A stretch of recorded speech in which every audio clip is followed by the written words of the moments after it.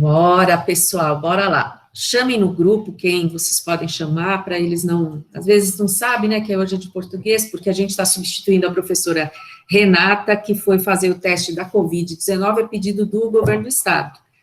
Todos estão sendo testados, os professores, os funcionários, a gestão, e hoje era o dia dela, e aí eu vim de emergência, assim, cobrir, porque precisamos fazer isso tudo aqui, esta aula, toque de caixa, mas não com menos carinho e cuidado, tá bom? Só acordar mais cedo que dá certo. Vamos lá. Então, a gente vai trabalhar o Aprender Sempre, isso é uma orientação também da Secretaria da Educação. Vamos ver que habilidades do Aprender Sempre da semana também do CMSP. Então, nós temos habilidade e objetivo quase que são similares, né? Conversam entre si. Identificar informações principais em resenha de livro, bem como a presença de opiniões sobre a obra. Então, a gente vai ler uma resenha e vai identificar informações. Então, nós estamos trabalhando aí ainda esse gênero resenha, que é da tipologia argumentativa, certo? O caderno Aprender Sempre vai ser a nossa base. Vocês têm ele aí, podem pegar se quiserem e trabalhar diretamente no papel, embora eu também vá projetar aqui no slide. O CMSP, ele vai abordar estratégias de leitura, respeitando as diferentes características de gênero. Agora eu vou acertar aqui a minha chamada, tá certo, isso aqui, adicionada, muito bem.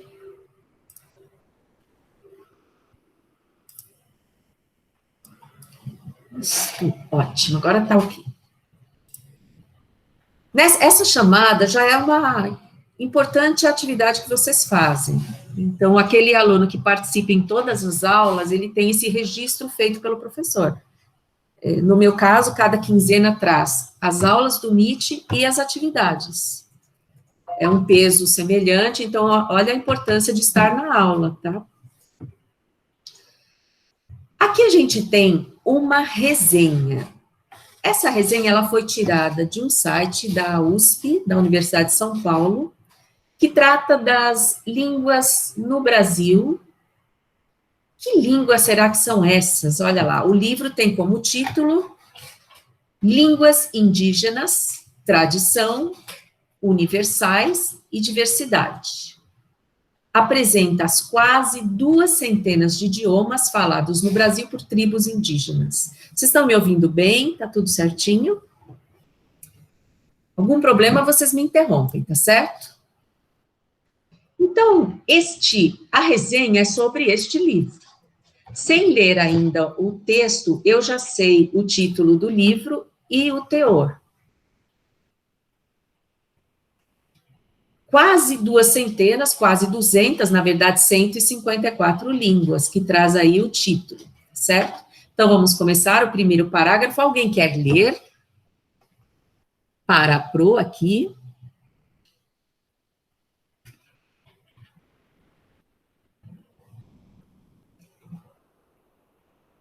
Não? Deixa eu ver aqui no chat se alguém falou alguma coisa. Não, também. Então, vamos lá. Apesar de ser praticamente homogêneo em todo o território nacional, apenas com distinções de sotaques e regionalismos, dependendo do local onde é falado, o português praticado no Brasil não é a única língua no país. Olha que interessante, língua do país. Então, ele está falando que é praticamente homogêneo. O que quer dizer homogêneo? O mesmo, a mesma coisa. Se você tem uma mistura homogênea, você não vê as partes. É um todo, íntegro. Homogêneo quer dizer uno, íntegro. Muito bem. Nós sabemos, então, pelo que a escritora falou, que há distinções do português. Que tipo de distinções? Sotaques e regionalismos.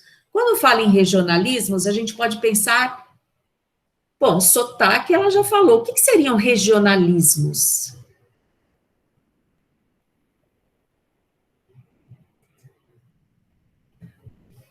Posso dar um exemplo aqui, ó. Aliás, eu nem vou dar um exemplo. Algum de vocês pesquise aí na internet como pão é chamado nas diversas localidades. Eu sei que tem lugar que o pãozinho francês tem outro nome, vários nomes diferentes. Vamos ver quem consegue fazer essa pesquisa e me chama aí.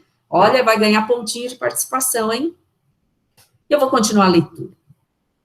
Além do português, isso é regionalismo, tá? Quando a gente... Ah, cacetinho, Gustavo! Muito bem, já falou já. É difícil, tem pão de sal, isso mesmo, Aline. São vários os nomes que se dão para o mesmo produto. Interessante isso. No próprio Brasil, que dirá do Brasil e Portugal, que aí tem diferenças maiores ainda. Mas no próprio Brasil a gente já vê diferença. Por exemplo, você vai passear no sul do país, você não vê a palavra rodízio de carnes, por exemplo. Você vê a palavra sequência de carnes, ou sequência de camarão. É diferente, mas quer dizer a mesma coisa, um prato seguido após o outro. Nós conhecemos por rodízio aqui no Sudeste, né? Vamos lá.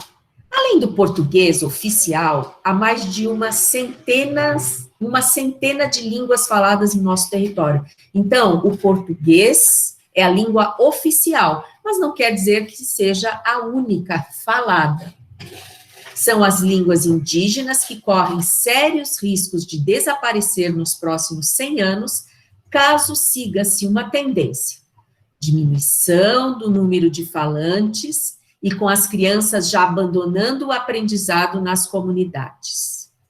Vocês percebem aqui que a autora já está puxando a sardinha para... Isso é uma expressão, tá?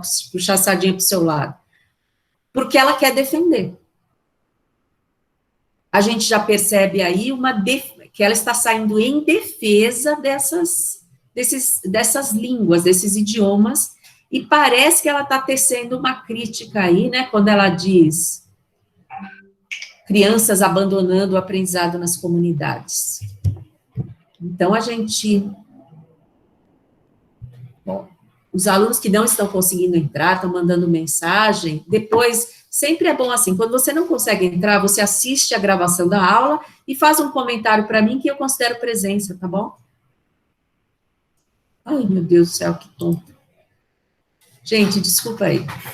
Outro parágrafo. Esses riscos não se restringem apenas ao seu desaparecimento, por serem línguas ágrafas. O que será que quer dizer ágrafas? Grafa, grafia, ágrafa. O que quer dizer ágrafa?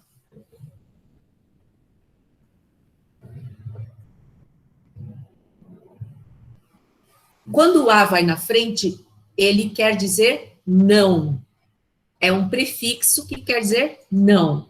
Ágrafa, sem escrita. Ou seja, são línguas que não têm registro escrito. Elas são línguas orais. Exatamente, Henrique. Não está na escrita. Olha só. Ou seja, de tradição apenas oral e não escrita. Ele explicava aqui na frente, tá? Por isso que não pode se desesperar numa prova. Ai, ágrafa, eu não sei o que quer dizer, socorro, não vou ler mais nada. Ó, ele explicou na frente.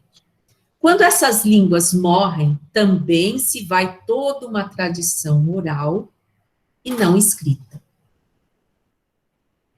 Também morrem, desculpa, gente, morrem também e se vai toda uma tradição histórica, secular, contada oralmente de geração a geração, de clã para clã. Então, ficam aquelas histórias que até na semana passada que estávamos falando de Halloween, nós falamos da tradição oral, das histórias que passam de geração para geração, e isso acontecia bastante na antiguidade, na Idade Média, quando as pessoas não eram letradas, também os índios, porque eles estão nessa fase de não letramento na escrita. A escrita é uma descoberta maravilhosa da humanidade, porque é por meio dela pode-se guardar registros, tá?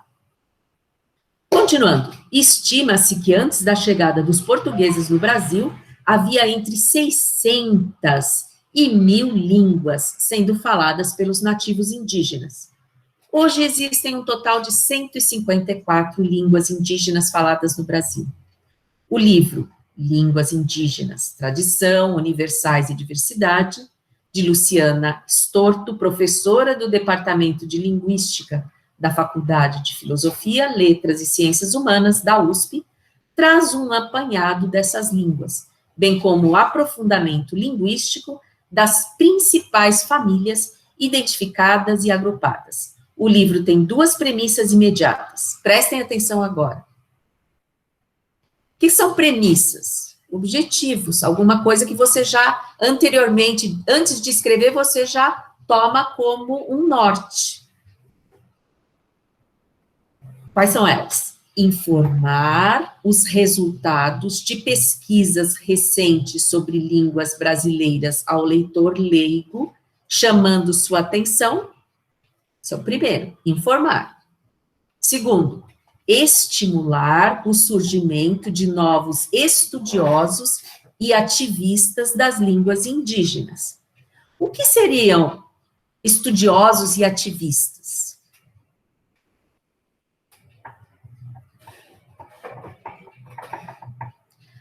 Bom, pessoas que defendem uma causa. Qual causa? A causa das línguas que estão morrendo, as línguas indígenas. Então, essa professora, ela tem esse objetivo, além de informar, de estimular pessoas que pesquisem, estudem, e mais do que isso, sejam ativistas, promovam ações para reconhecimento dessas línguas, e preservação, certo? Agora sim, Cecilinha vai passar de slide conscientemente.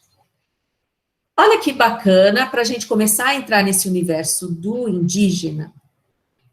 Eu acabei de sair de uma aula do Lima Barreto na segunda série, pessoal. Lima Barreto foi um escritor do início do século XX, bem conhecido pelo Triste Fim de Policarpo Quaresma, um escritor que sabia javanês, falava javanês, que é um conto. E olha que interessante, lá na época dele, do Lima Barreto, ele já questionava aquela sociedade, muitas vezes hipócrita, do cara que ele estava bem vestido, bem arrumado, tinha lá o seu diploma, mas não era tudo aquilo que aparentava ser. Ele era crítico da República, da Primeira República instituída, muitos eram defensores, cegamente defensores, ele não via problemas. Então, bastante interessante a posição do Lima Barreto frente ao mundo de hoje, e o que tem a ver com essa questão indígena? Tem a ver com esse contexto social e cultural que a gente vive no mundo ocidental, né, que a gente está falando não do Oriente, a gente está falando de Estados Unidos, Brasil e Ocidente em geral, polarizado, em posições extremamente contrárias.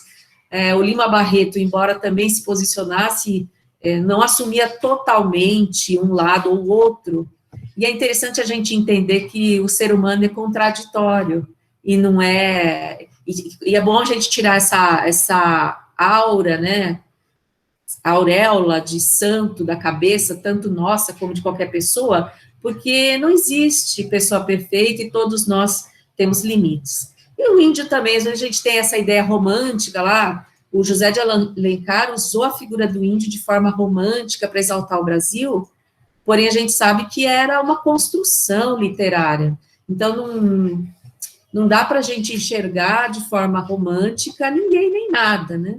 Assim como Lima Barreto soube ser crítico da sua época, nós também temos que saber ver sempre os dois lados de um fato, tá bom?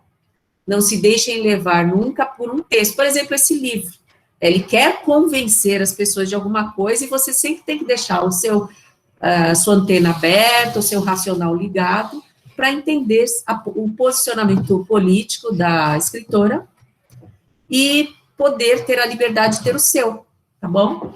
Então, vamos ver um pouquinho esse vídeo para a gente começar a entrar no universo indígena aí. Eu vou fechar minha câmera e microfone e vocês podem me interromper a hora que quiserem para alguma dúvida.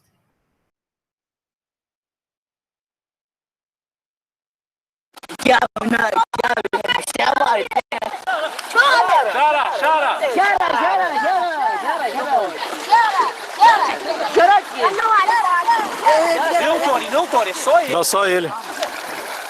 Ele tá com espingarda aí, pô. aqui. Xará. Ei! Não!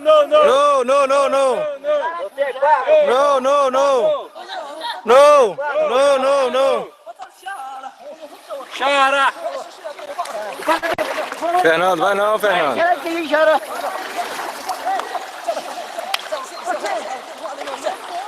Não pode. Não. Papá, não. Ei, papá, não. Não. Xara, não corre.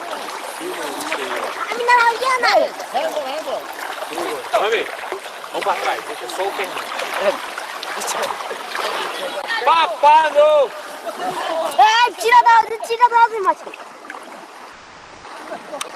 Não tem pá. Papá, não!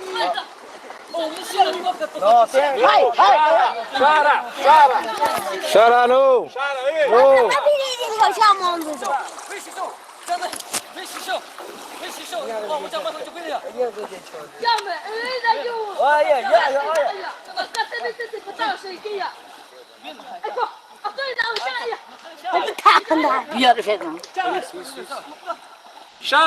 Xara! Aí, ó. Olha. Não tem lá, aí, ó.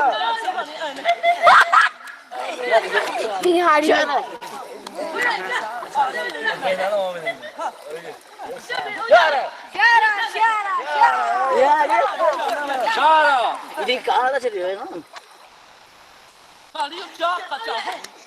Carinho, eu não gosto de carinho, não. Ele disse.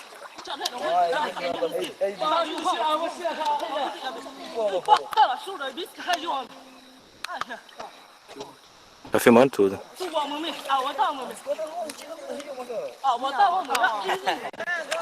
Xara!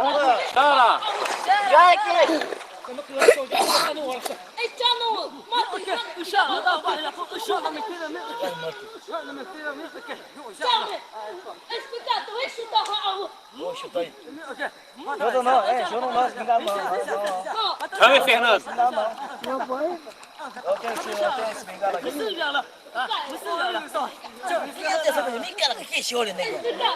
Chama ele, Fernando. Chama ele. Ei!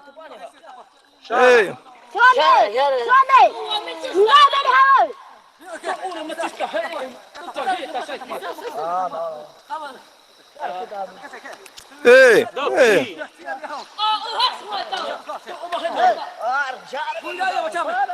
Xara no cu, não, Dabi!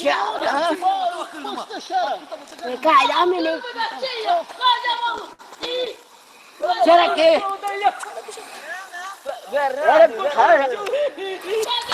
Aí, galera, o primeiro contato com o Bravo, maluco. Aí, Marcelo. Todo mundo de cueca e eles estão vindo ali, cara. Olha que massa. Eles estão chegando ali, cara. Vai pra trás, todo mundo. Bota pra trás, não. Vai lá. É, vem comer, pô. Ei, vai vir. Dabi. Ei. Ei!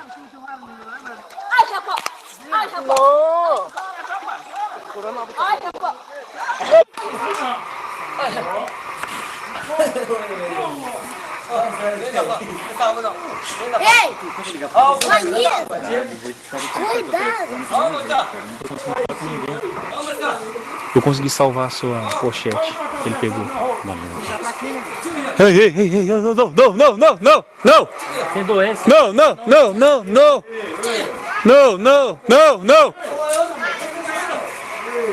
Não! As panelas aí, Nilbe. Não! Pesado. Do machado. Xara. Cataua. Releva. Cataua.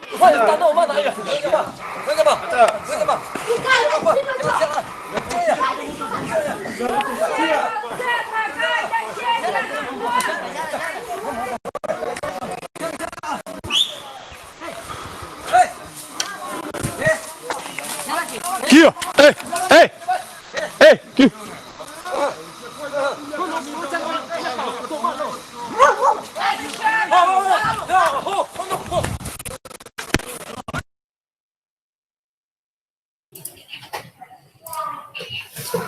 Bom, eu gostaria agora de abrir aqui para vocês falarem para mim a impressão de vocês sobre o uso do idioma, a questão do contato. Aí a gente tem a legenda desse vídeo, é um primeiro contato, né, da FUNAI e de servidores da FUNAI e de indígenas também. A gente viu o tal de Fernando indígena, né? Nesse dia 29 de junho de 2014, diante de um povo indígena isolado, lá na fronteira do Acre com o Peru. E a gente pode observar a reação, né, de temor e o que foi esse confronto aí. Na verdade, confronto mais ou menos, esse encontro, né, o que a gente viu no final, um pouco mais de atrito, quando o índio quis levar a roupa, né, ele cheirou assim, você vê que ele não sabe o que é uma roupa e ele leva. Esse é um trechinho de um documentário que a Netflix exibia há um tempo atrás, eu tenho a impressão que eles tiraram, não consegui achar, não, sobre essa questão dos indígenas. Eu coloquei até aqui, tá? Esse documentário, ele trata do assunto, que é um assunto delicado. Nós hoje temos vozes muito contraditórias acerca desse tema, e das mais incríveis possíveis, né, desde a pessoa que fala que foi até num encontro de literatura lá no Paraty, uma pessoa diante de um escritor português falou, por que vocês vieram aqui, vocês tinham que pagar o que vocês fizeram pra gente, sei lá, ele falou sobre os índios, aí o escritor fala, não, então você também tinha que pagar toda a cultura que nós trouxemos. Então, às vezes, as discussões ficam meio engraçadas e esquisitas, né? Então, o meu convite é que a gente possa analisar objetivamente os fatos, entender essa questão dos índios como nada romântica, mas algo que são tensões sociais, desde a época do descobrimento até hoje ainda há tensões sociais, e o quanto também há o interesse do antropólogo em preservar, e há o interesse do indígena em saber o que é isso, ele quer uma roupa, ele quer se vestir, ele quer entender o que é um machado. Então, é um assunto bastante controverso, né? E eu estou provocando aqui vocês porque é um tema bem bacana, porque, exatamente, Henrique, a comunicação revela os interesses, e esse documentário, quando ele avança, Henrique, e foram anos até que eles conseguissem se comunicar, o índio fala que ele passava, aquele índio, né, daquele documentário, que ele passava muita necessidade na selva, que a vida era muito dura, e ele estava encantado com roupas, ele queria ter roupas também, e alguns outros objetos e situações que ele presenciou de tecnologia. Então, como você falou, precisa saber o que ele quer, na verdade, né? E o que é o índio, na verdade. E que a gente não está falando de um só, a gente está falando de muitos povos. Então, há muitas falas distintas. Um índio fala algo, o outro fala outra coisa. Então, as coisas não são simples, elas são complexas, certo? É por isso que quando a gente escreveu um texto argumentativo e defender uma opinião acerca de um assunto, por exemplo, relativo a povos indígenas, a gente não pode falar de forma poética e romântica, mas a gente tem que falar com conhecimento de causa. Aqui a gente tem o Jornal da USP, que trouxe a matéria que foi colocada nesse encarte do Aprender Sempre, que nós lemos juntos, né? Eu deixo essas referências para vocês, que é esse daqui, o encarte. Vamos tentar responder, então, qual é o tema do livro? No chat, alguém pode me dizer qual é o tema do livro? Porque é uma resenha, né? Vamos voltar aqui para a gente tentar lembrar. Isso aqui é uma resenha. Qual é o tema? O tema é assunto, tá bom? O título é Um Brasil de 154 Línguas. Qual que é o tema? Podem colocar no chat ou podem falar comigo.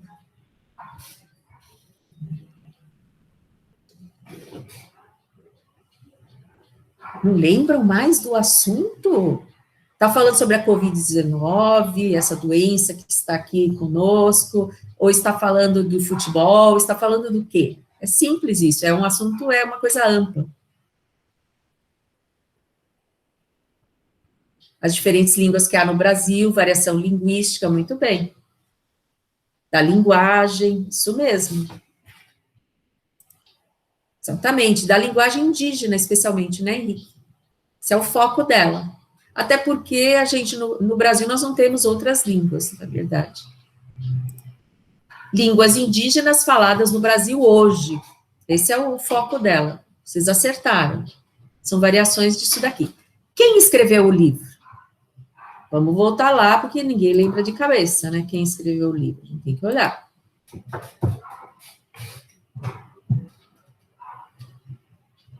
Onde está? Aqui, né? Ó, Luciana Estorto, professora do Departamento de Linguística da Faculdade de Filosofia, Letras e Ciências Humanas da USP. Muito bem. Então, a gente já tem a primeira, já tem a segunda. Segundo a resenha, qual é a relevância de abordar esse tema? Nós lemos aí a resenha, e ela falou sobre a importância de abordar o tema. Qual será?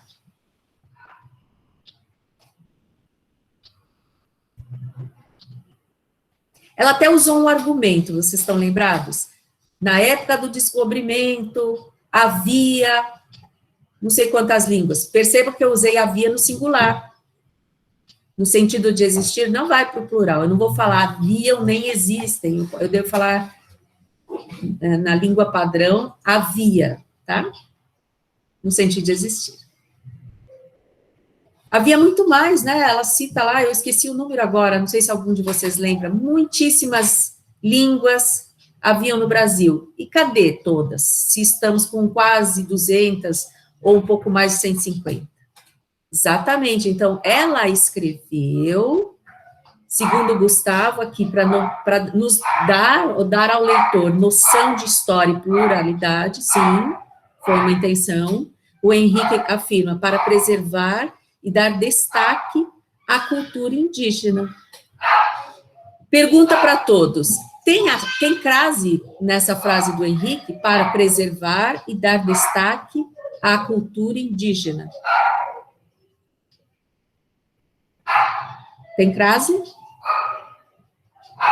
A resposta está perfeita, é isso mesmo. Estou só fazendo um apontamento aqui da norma padrão, porque a gente sabe que desconta ponto no Enem. Sim, tem crase. Por quê, Gustavo? Para a, Aline. Muito bem, você pode usar esse truque. Se couber para a, tem crase. Por quê? Porque o para vai ser a preposição e o a como o artigo definido. Cultura é um substantivo? É o nome de alguma coisa, então vai substantivo na frente. Dar destaque para, dar destaque à cultura.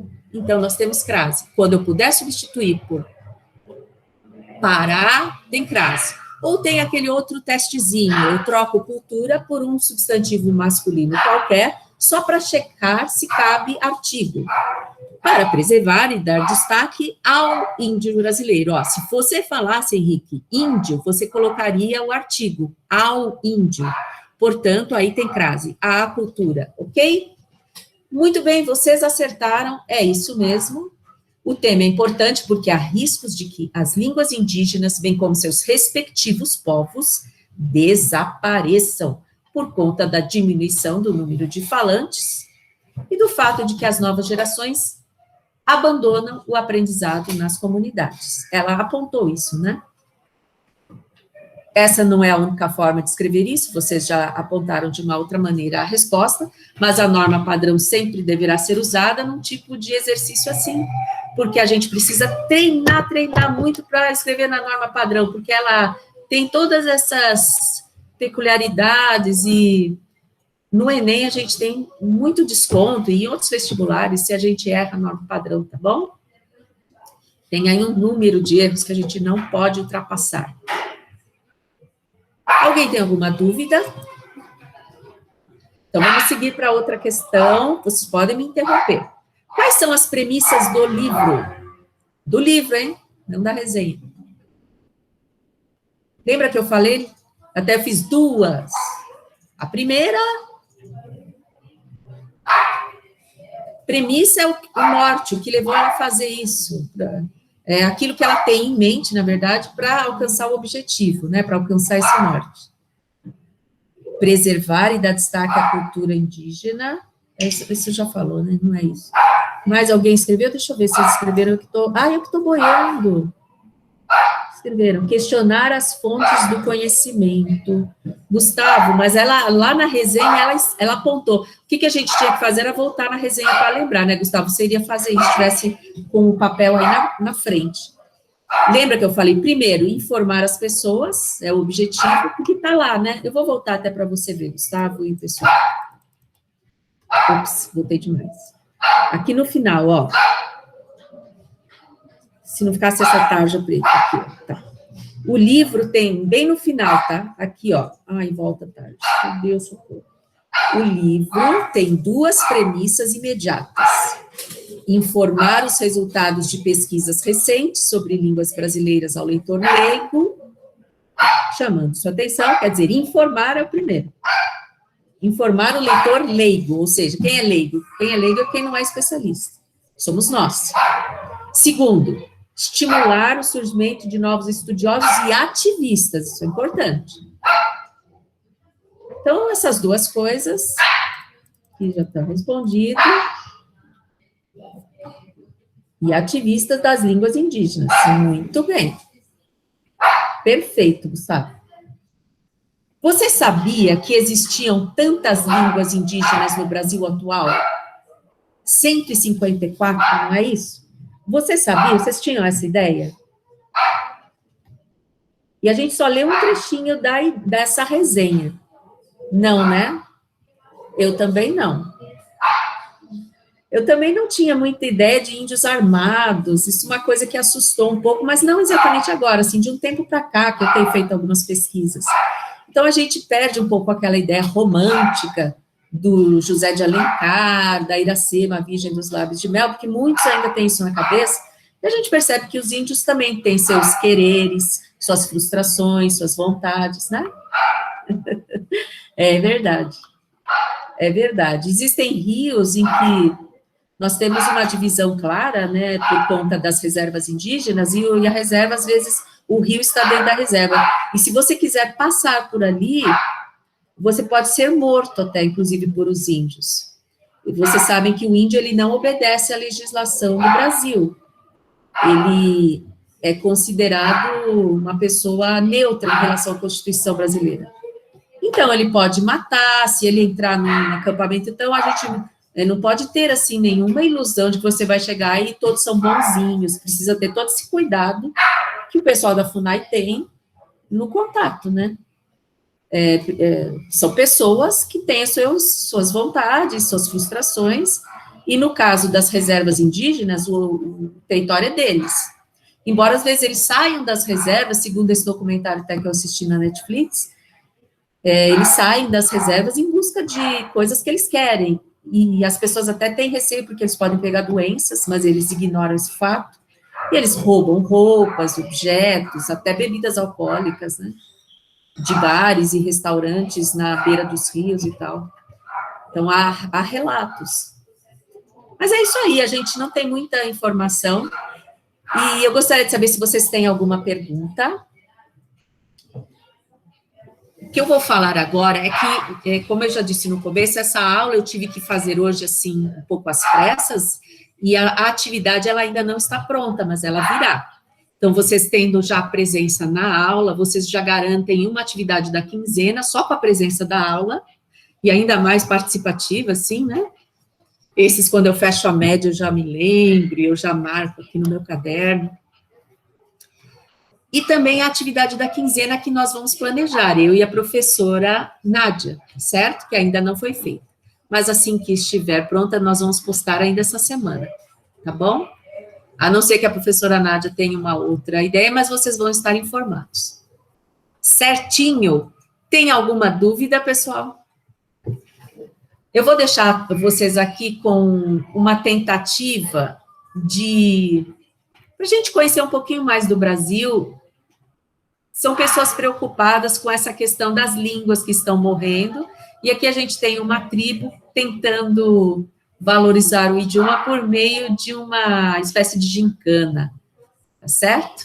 Vou colocar aqui para vocês.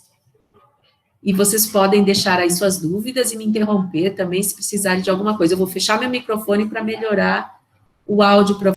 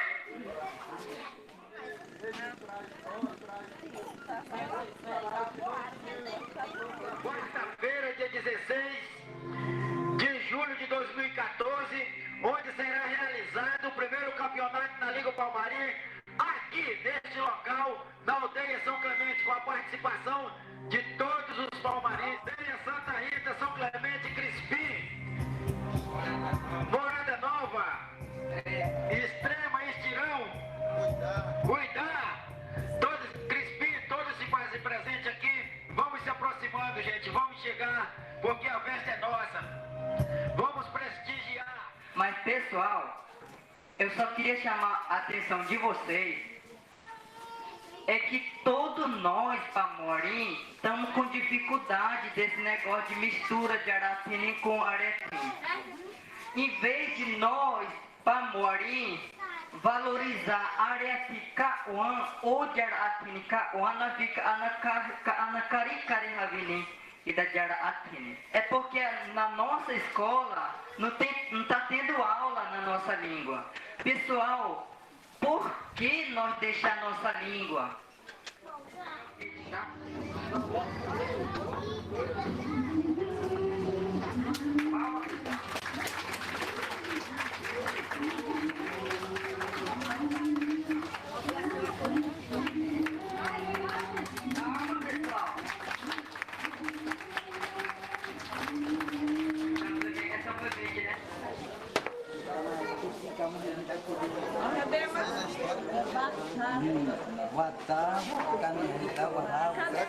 Aku bawah jaket awak jawari.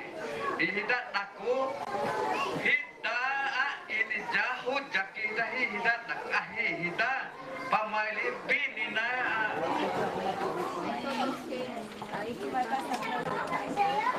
Paranaha aha athira naichani vini kidikamu athinera anamuavini asu bagida sawahadu imanera kana bagiha bagudana katuki. Já? Ó. Torcida do Fundão e Valderez. Torcida do Sami e Camila. Representando Morada Nova. Representando São Clemente, Fundão e Valderez.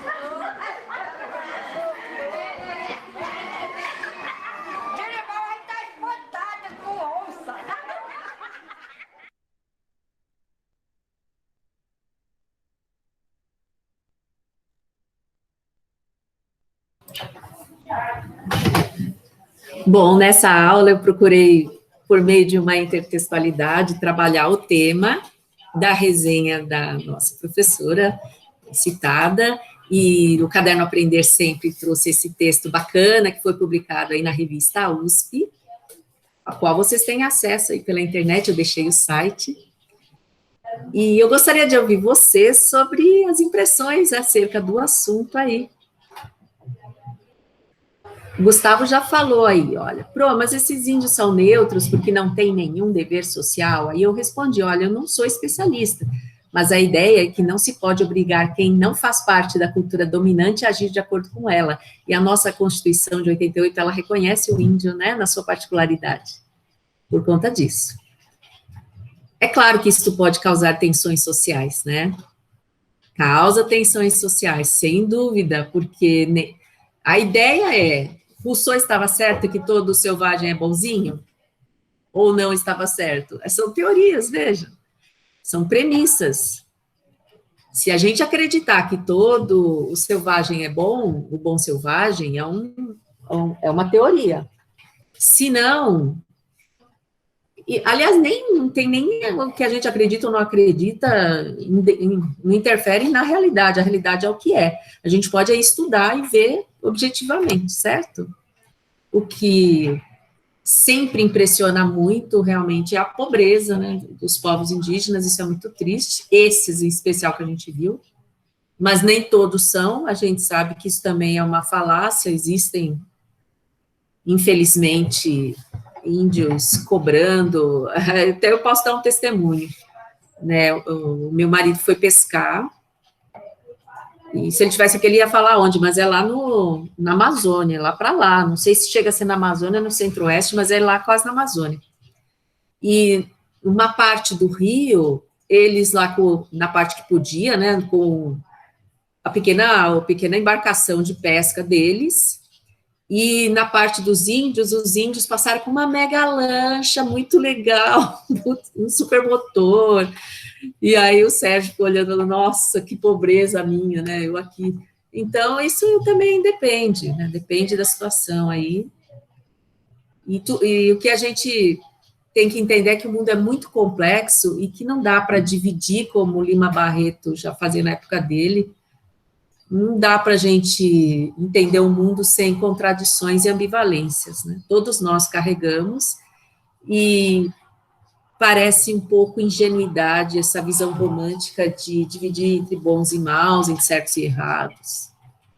Esse é o meu ponto de vista aí agora no final, mas vamos ver o que o Henrique falou. Achei bacana a causa que eles defendem, na minha concepção deveria vir aulas tanto da língua predominante deles, como a língua portuguesa, assim como nós que temos aulas de inglês, como a nossa predominante o português.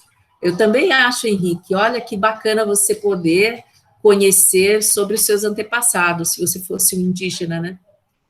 É muito, muito bonito isso daí. E com certeza, que nem esse pessoal aí, tem muitos ativistas, muitas pessoas lutando por isso. Concordo com o Henrique, aí mais alguém concorda com o Henrique, que é muito bacana defender a causa das línguas indígenas. Sempre ouvindo o próprio índio, né? Porque, às vezes, existe também uma crítica de que há muitos estrangeiros que gostariam que esses povos ficassem intocados, porque seria uma espécie de Disney, para eles irem passear e ver, lá o indígena tá pelado, o outro, não sei o quê. Né? Então, existem críticas também, porque o próprio índio, às vezes, ele quer ter ele quer ter acesso a outros bens culturais, e ninguém pode obrigá-lo a ter só aquilo que ele já tem. Enfim, tudo é muito complexo, mas como o Henrique falou, a gente não pode ser privado de conhecer o nosso passado. Porque um ser humano, você, por exemplo, Beatriz, Davi, cada um de nós, o mundo não começou a partir do nosso nascimento. Eu sou a Eva no paraíso, que o Brasil é maravilhoso e eu nasci, tudo começa. Não. Muitas pessoas antecederam, muitas lutas. Eu posso começar da minha família, por exemplo, a minha irmã travando uma luta contra o câncer, minha mãe que acompanhou uma história triste do meu sobrinho sendo atropelado, e toda, a partir daí, a luta por tentar viver, apesar de tanta dor. Eu carrego isso em mim, mas eu não carrego só isso. Eu carrego a luta dos primeiros homens que se aventuraram no mar de Portugal, que era considerado o extremo do mundo, e todo mundo falava de mitos e coisas terríveis que haviam no mar, e ainda assim, jovens da idade de você se lançaram naquele mar desconhecido, e não foi apenas para pegar especiarias ou fazer comércio. Tinha valores ali dentro daquelas pessoas, e nós somos frutos desses valores, né? Isso é importante a gente entender, que as pessoas são feitas de valores também, de força de vontade, de luta, e cada um de vocês e cada um de nós aqui, eu e você, somos descendentes também desses povos, e também dos índios, alguns de nós são. Então, tudo isso é complexo e tudo merece muito respeito. Todas as histórias merecem respeito. E sempre há muita luta, sempre há muito desafio. Viver não é fácil, é maravilhoso, mas é árduo, é penoso. E ninguém pode ter o direito de desrespeitar a história de ninguém, não é? Seja ela qual for, seja do índio, seja do negro, seja do europeu, seja do imigrante que veio colher café no lugar do africano, do escravizado. Todos merecem respeito, né? E reconhecimento de história, Henrique, que é isso que você falou, e isso passa por você conhecer o idioma, é fundamental. Porque senão a gente acaba ficando com ressentimento, por exemplo, do povo da América do Norte, né, conhecidos como americanos, porque eles se reconhecem assim em relação aos ingleses da Europa, né? Quando eles foram para a América, eram os ingleses americanos, certo? E esse nome pegou, e a gente chama assim, mas não quer dizer que nós também não sejamos, nós somos aqui da América Latina. Há muito ressentimento no mundo, né? E se a gente não reconhecer quem nós somos, nós ficamos ressentidos daquilo que nós não somos. Eu não sou descendente dos ingleses, eu não sou alemão, eu não sou... Não, é o que eu sou, né? Eu acho que a gente deveria passar pelo discurso daquele copo com meio copo de suco. Puxa, eu tenho meio copo de suco. Não, está faltando meio copo de suco. Você tem que ter um olhar para aquilo que nós somos brasileiros, e reconhecer a sua origem, a minha origem é indígena, Será que a minha origem é negra? Será que a minha origem é europeia? Todas elas têm o seu valor, né? E meus pais são imigrantes portugueses. Aí uma vez, não sei quem falou, para você é fácil, seus pais são imigrantes. Meu pai, ele estudou até a 4ª série primária, e minha mãe também. Imigrantes portugueses que vieram pobres e lutaram muito, trabalharam muito no Brasil, não conseguiram estudar. Meu pai sempre quis ser engenheiro, ele nunca conseguiu estudar. Não por isso ele não foi um pesquisador, pesquisou a vida inteira. Hoje é aniversário dele, ele faz 89 anos, e ele tem rede social, ele continua um pesquisador, lúcido, é muito interessante isso. É uma pessoa que sabe conversar, tem uma lucidez muito bacana, mas não teve acesso. Não teve ninguém que patrocinou nada para ele, nem governo, nem parente, nem ninguém. E hoje a gente tem alguns patrocínios aí do governo, algumas coisas, e é importante reconhecer o que está ao nosso redor sem ressentimento, né? Isso aí, Cecília Coach no final, ai que absurdo. Caraca, para o seu pai parece ser muito legal. Olha, se não tivesse 2 andares, eu trazia ele aqui para falar com vocês. Ele é mesmo, ele é uma pessoa, fala o dia inteiro se deixar. Ele tem muitas histórias, né? Pessoas assim, com tanta vivência. Ele nasceu em 1931, então ele viveu toda a Segunda Guerra Mundial na Europa, né? Ele veio para cá porque os pais dele não queriam que ele fosse lutar em Angola, que lá estavam tendo as insurreições, né? Aquele livro Mayombe que a gente viu, é um livro de um guerrilheiro angolano, meu pai ia ser convocado para lutar contra eles, e a família não queria, então mandou para o Brasil, mas na época não podia vir para o Brasil qualquer um, meu pai precisou de ter parentes no Brasil, que fizeram uma carta de chamada, assim era a burocracia da época, e com 17 anos ele pegou um navio e veio sozinho para o Brasil, né? Isso foi muito tenso para ele, muito difícil. Então, eu sou feita dessa história de dor, de saudade, de melancolia, do que meus pais viveram e os antepassados, né? Todo português é um pouco melancólico, porque sempre foi para o mar e tal. Navegar é preciso e viver não é preciso, já dizia aí Fernando Pessoa. É você não desistir de lutar, mas sem ressentimento. Hoje as pessoas estão muito ressentidas. E isso provoca muita dor na sociedade, né? Isso é muito triste. Aí, Gabriel, valeu, adorei estar com vocês, embora só vocês 11 e eu aqui, né? O povo não entrou, mas a gente vai na luta aí, sempre. Beijo, queridos. Atividade vai depois, tá?